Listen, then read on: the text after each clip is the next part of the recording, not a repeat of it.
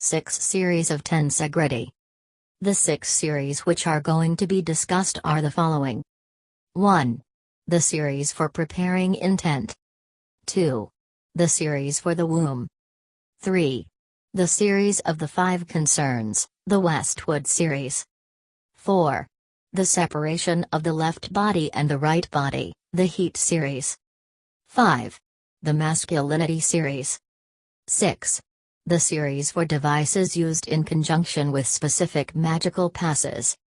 The particular magical passes of tensegrity that comprise each of the 6 series conform with a criterion of maximum efficiency. In other words, each magical pass is a precise ingredient of a formula. This is a replica of the way in which the long series of magical passes were originally used. Each series was sufficient in itself to produce the maximum release of redeployable energy. In executing the magical passes, there are certain things that must be taken into consideration in order to perform the movements with maximum efficiency. 1. All the magical passes of the 6 series can be repeated as many times as desired, unless otherwise specified. If they are first done with the left side of the body, they must be repeated an equal number of times with the right side. As a rule, every magical pass of the 6 series begins with the left side. 2. The feet are kept separate by a distance equivalent to the shoulder's width. This is a balanced way to distribute the weight of the body. If the legs are spread too far apart, the balance of the body is impaired. The same thing happens if they are too close together. The best way to arrive at this distance is to begin from a position where the 2 feet are close together, figure 1. The tips of the feet are then pivoted on the fixed heels and opened in the letter V shape, figure 2. Shifting the weight to the tips of the feet, the heels are pivoted out to the sides an equal distance, figure 3. The tips of the feet are brought into parallel alignment, and the distance between the feet is roughly the width of the shoulders. Further adjustment may be necessary here in order to reach that desired width and to get the optimal balance of the body. 3. During the execution of all the magical passes of tensegrity, the knees are kept slightly bent, so that when one is looking down, the kneecaps block the view of the tips of the feet, figures 4, 5. Except in the case of specific magical passes in which the knees have to be locked. Such cases are indicated in the description of those passes. To have the knees locked doesn't mean that the hamstrings are injuriously tense, but rather that they are locked in a gentle way, without unnecessary force.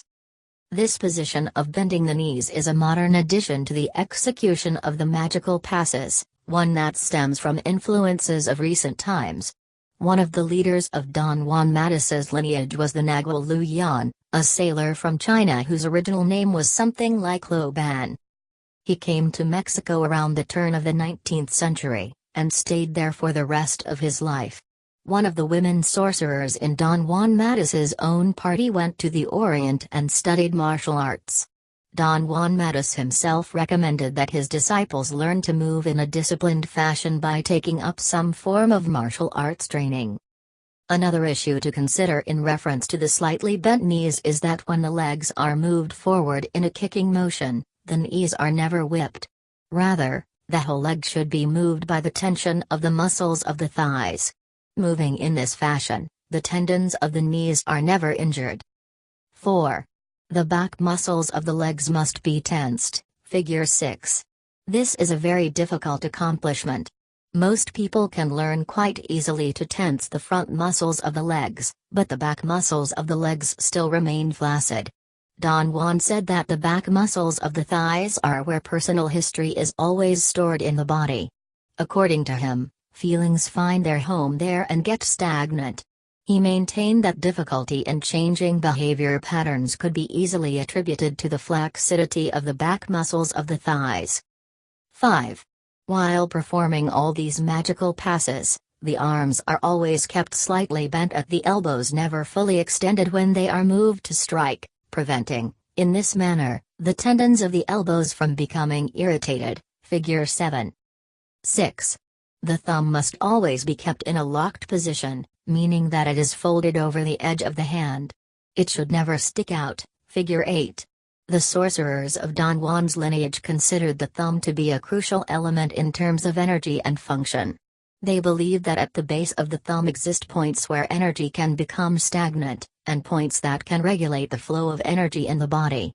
In order to avoid unnecessary stress on the thumb or injury resulting from jolting the hand forcefully, they adopted the measure of pressing the thumbs against the inside edges of the hands. 7. When the hand is made into a fist, the little finger is raised to avoid an angular fist, figure 9, in which the middle, fourth, and fifth fingers droop. The idea is that in making a square fist, figure 10, the fourth and fifth fingers have to be raised, thus creating a peculiar tension in the axilla, a tension which is most desirable for general well-being. 8. The hands, when they have to be opened, are fully extended. The tendons of the back of the hand are at work, presenting the palm as an even, flat surface, figure 11. Don Juan preferred a flat palm to counteract the tendency, established, he felt, through socialization, to present the hand as a hollow palm, figure 12. He said that a hollow palm was the palm of a beggar, and that whoever practices the magical passes is a warrior, not a beggar in the least. 9. When the fingers have to be contracted at the second knuckle and bent tightly over the palm, the tendons on the back of the hand are tensed to the maximum, especially the tendons of the thumb, figure 13. This tension of the tendons creates a pressure on the wrists and forearms, areas which sorcerers of ancient Mexico believed were key in promoting health and well-being. 10. In many tensegrity movements, the wrists have to be bent forward or backward to an approximately 90-degree angle by contracting the tendons of the forearm, figure 14.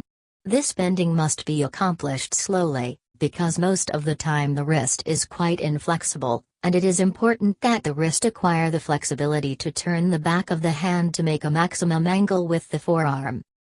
11. Another important issue in the practice of tensegrity is an act which has been termed turning the body on.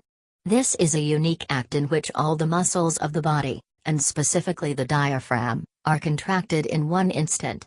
The muscles of the stomach and abdomen are jolted, as are the muscles around the shoulders and shoulder blades. The arms and legs are tensed in unison with equal force, but only for an instant, figures 15, 16. As practitioners of tensegrity progress in their practice, they can learn to sustain this tension for a while longer.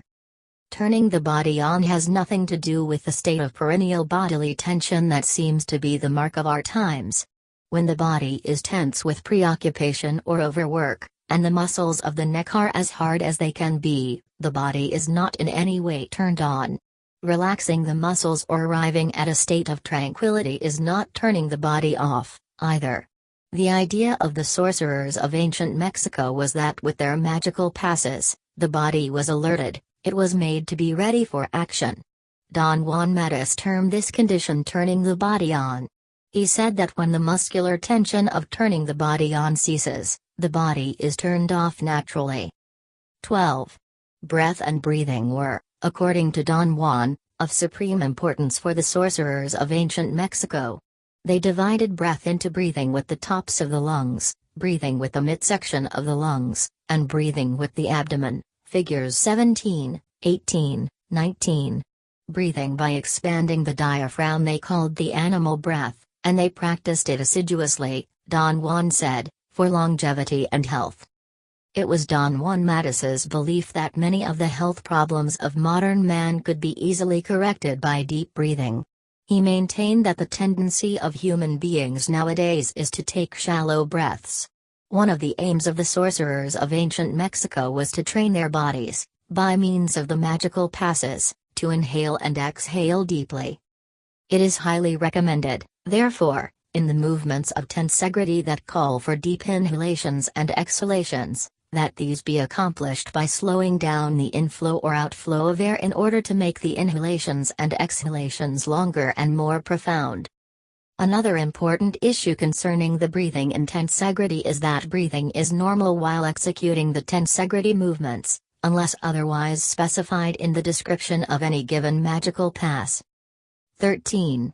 Another consideration in performing the tensegrity movements is the realization that has to come to practitioners that tensegrity is in essence the interplay between relaxing and tensing the muscles of choice parts of the body in order to arrive at a most coveted physical explosion, which the sorcerers of ancient Mexico knew only as the energy of the tendons. This is a veritable explosion of the nerves and tendons below or at the core of the muscles. Given that tensegrity is the tension and relaxation of muscles, the intensity of the muscle tension, and the length of time that the muscles are kept in that state in any given magical pass, depends on the strength of the participant. It is recommended that at the beginning of the practice, the tension be minimal and the length of time as brief as possible. As the body gets warmer, the tension should become greater and the length of time extended, but always in a moderate fashion.